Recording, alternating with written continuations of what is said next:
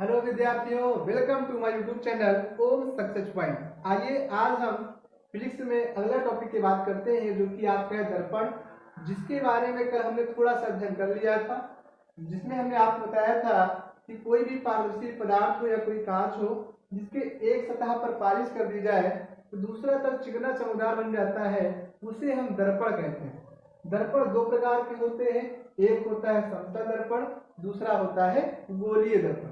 समतल दर्पण के बारे में कल हमने पढ़ चुके थे कि वह दर्पण जिसका तल समतल होता है और इसके एक तल पर पालिश होती है, दूसरा तल चिकना चमकदार होता है, उसे हम समतल दर्पण कहते हैं। आगे हमें पढ़ना था कि समतल दर्पण की विशेषताएं क्या होती है, या कहें समतल दर्पण की गुण क्या होते हैं। समतल दर्पण की विशेषताएं बहुत ही अच्छे समझेंगे आज हम लोग आखिर ये होता क्या है, और एग्जाम की दृष्टि से बहुत ही इंपॉर्टेंट क्वेश्चन है। चलिए, नंबर पहला है कि समतल दर्पण की फोकस दूरी, समतल दर्पण की फोकस दूरी क्या होती है? अनंत होती। क्या होती है बेटा? अनंत होती है, इसका कोई अंत नहीं। एग्जाम में हमेशा ऑब्जेक्टिव क्वेश्चन में आ जाता है कि समतल दर्पण की फोकस दूरी होती है। ऑप्शन में आपका जब जहां पर अनंत हो वही ऑप्शन आपको टिक करना है। बेहद मोस्ट इंपॉर्टेंट पॉइंट है। नंबर दूसरा कि समतल दर्पण में जितनी दूरी पर वस्तु होती है उतनी ही दूरी पर क्या बनता है? वस्तु का प्रतिबिंब बनता है। तो दूसरा पॉइंट है कि समतल दर्पण में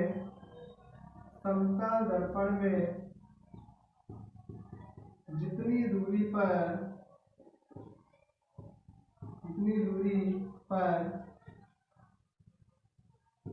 वस्तु होती है प्रतिबिंब भी उतनी दूरी पर बनता है। उतनी दूरी पर बनता है। कहने का तात्पर्य है जितनी दूरी पर वस्तु रखी जाएगी उतनी दूरी पर क्या बनेगा? प्रतिबिंब बनेगा। आगे देखिए, अगला पॉइंट आपका है नंबर तीसरा कि समतल दर्पण में जितनी बड़ी वस्तु होती है, जितना बड़ा वस्तु का आकार होता है उतना ही बड़ा क्या होता है? प्रतिबिंब का आकार भी होता है।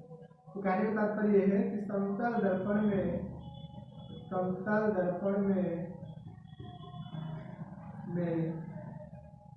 बना प्रतिबिंब वस्तु के आकार के बराबर होता है। या जितनी बड़ी वस्तु उतना बड़ा प्रतिबिंब। नंबर चौथा पॉइंट है जो कि बहुत ही महत्वपूर्ण है। समतल दर्पण में जो बना प्रतिबिंब होता है वो हमेशा सीधा के साथ क्या रहेगा? आभासी। ठीक है, तो समतल दर्पण में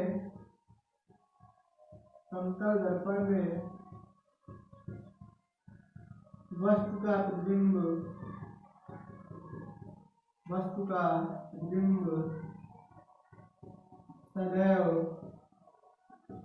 सदैव सीधा व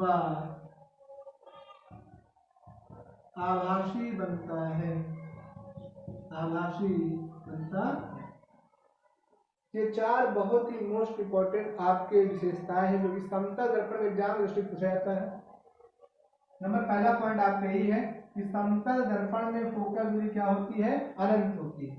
दूसरा नंबर है समतल दर्पण में जितनी दूरी पर वस्तु होती है प्रतिबिंब भी उतनी दूरी पर बनता है, यानी कि वस्तु दूरी बराबर किसकी होगी? प्रतिबिंब की दूरी के बराबर होगी। समतल दर्पण में बना प्रतिबिंब वस्तु के आकार के बराबर होता है, यानी जितनी बड़ी वस्तु उतना बड़ा प्रतिबिंब।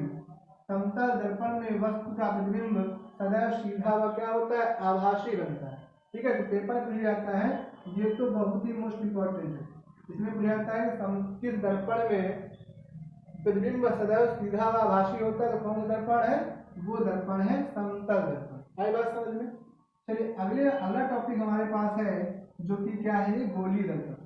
जबकि गोली दर्पण है तो गोली दर्पण हमेशा क्या बनेगा, गोला बनेगा। क्या बनेगा, गोला बनेगा। जब गोला बनेगा तो मान लीजिए क्या है, कांच का खोखला गोला है। अब यदि इस कांच के पूरे गोले को हम बीच से तोड़ दें और आपसे कहें बेटा एक काम करो, इसमें क्या करो, पॉलिश कर दो, काहे की लेड ऑक्साइड।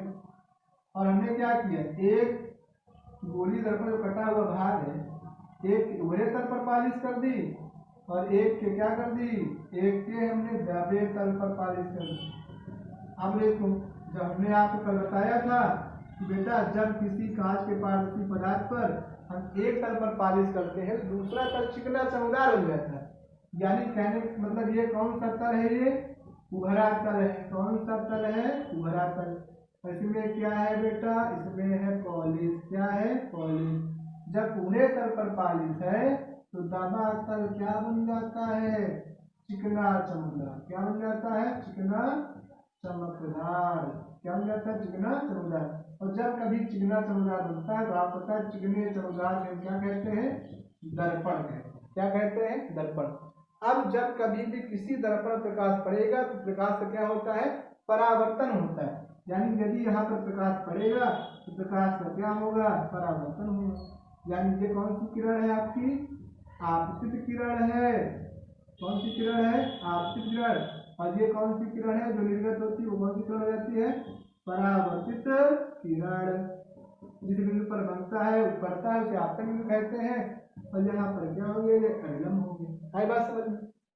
अब बात सुनिए, बात सीधा ये है कि अगर उभरे तल पर पॉलिश से दबा तल चिकना चमकदार बन गया और चिकने चमकदार पर जब कभी भी प्रकाश पड़ता है प्रकाश का परावर्तन होगा। और प्रकाश का परावर्तन जिस तल द्वारा होता है उसी तल को हम कहते हैं परावर्तन तल। यानी अगर पॉलिश है तो पूरा जो तल वो दूसरा वाला तल है वो क्या हो गया, अंदर वाला तल क्या हो गया, परावर्तक तल हो गया। क्या हो गया, ये इस तल का नाम है परावर्तक तल। क्यों, क्योंकि जिस तल से प्रकाश का परावर्तन होता है उस तल को हम परावर्तक तल कहते हैं। अब बात सुनिए आगे। अब देखिए दूसरा वाला, यहाँ पर आपने क्या किया, दबे तल पर क्या की, पॉलिश की। कौन सा तल है, दबा तल। इसमें आपने क्या कर दिया है, पॉलिश कर दी है। बोलो ठीक नहीं की, पॉलिश की है ना, तो पॉलिश हो गई। ठीक है। अब बात सुनिए, और ये कौन सा तल है, उभरा तल है। कौन सा तल है, उभरा तल। जब आपने दबे तल पर पॉलिश कर दी है तो उभरा तल क्या हो जाएगा, चिकना चमकदार हो जाएगा। यानी जो ये तल है वो क्या हो गया, चिकना चमकदार। क्या हो गया, चिकना चमकदार। तो हमने कल कहा था आपसे जो तल चिकना चमकदार होगा और वो तल क्या हो जाएगा, दर्पण बन जाता है। क्या बन जाता है, दर्पण। और जब कभी भी दर्पण में प्रकाश पड़ता है, जब कभी भी दर्पण में प्रकाश पड़ता है प्रकाश का क्या होता है, परावर्तन होता है। और परावर्तन उसी तल से होता है जो परावर्तक तल होता है। यानी अगर अंदर वाले तल में पॉलिश है जो उभरा तल हो जाएगा वो कौन सा तल, ये हो जाएगा परावर्तक तल। कौन सा तल, परावर्तक तल। और ये कौन सी किरण, आपतित किरण है ना। कौन सी किरण, आपतित किरण। और ये कौन सी किरण हो गई फिर, परावर्तित किरण। बोलो बात समझ आ रही है। और यहाँ पर क्या आएगा, अभिलंब आ जाएगा। बात समझ। अब बात सुनो, इसका नामकरण हम लोग कैसे करते हैं आज हम आपको ये बताएं। नामकरण बेहद ही आसान है, कभी भी आपको कंफ्यूजन नहीं होगा। आप देखिएगा एक बार, देखिए हमने कहा क्या कहा, अगर ये दर्पण ये वाला है और इसकी बात की जाए तो क्या लिखा है, उभरा तल में क्या है, पॉलिश। और दबा तल क्या है, चिकना चमकदार। तो अगर हम लिख दें यहाँ पर दबा तल है, जो दबा तल है वो क्या है, चिकना चमकदार है। क्या है, चिकना चमकदार है। बोलो लिखा है दबा तल चिकना चमकदार। दबा का मतलब होता है औ। क्या मतलब होता है, औ। तल का मतलब होता है तल। क्या होता है, तल। और चिकना चमकदार मतलब हमने कल बताया कि जो तल चिकना चमकदार होगा उसका ही नाम दर्पण है। यहाँ पर इसका मतलब क्या हो गया, दर्पण। क्या हो गया, दर्पण। बताइए नामकरण आप खुद बनाइए ना, इसका नाम क्या हो गया, औ से अवतल। क्या हो गया, अवतल दर्पण। आई बात समझ में।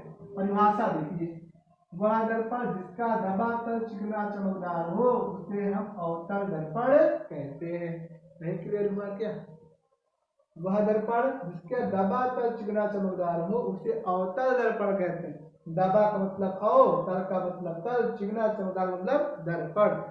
तो वह तल जिसका दबा तल चिकना चमकदार हो उसे हम अवतल दर्पण कहते हैं। या पूरी परिभाषा कहने के लिए ये कहा जाता है कि वह दर्पण या कहे वह गोली दर्पण जिसके उभरे तल पर पालिश तथा दबा तल चिकना चमकदार होता है उसे हम अवतल दर्पण कहते हैं। क्लियर हुआ?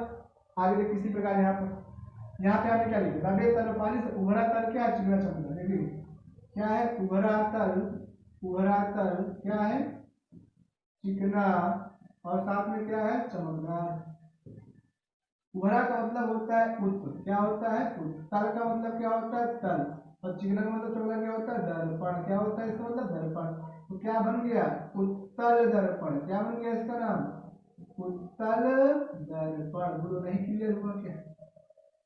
इतना आसान है नामकरण। देखिए ना, जैसा गुण वैसा नाम, है ना। देखिए वह गोली दर्पण जिसके दबे तल पर पालिश और उभरा तल चिकना चमकदार होता है उसे हम उत्तल दर्पण कहते हैं।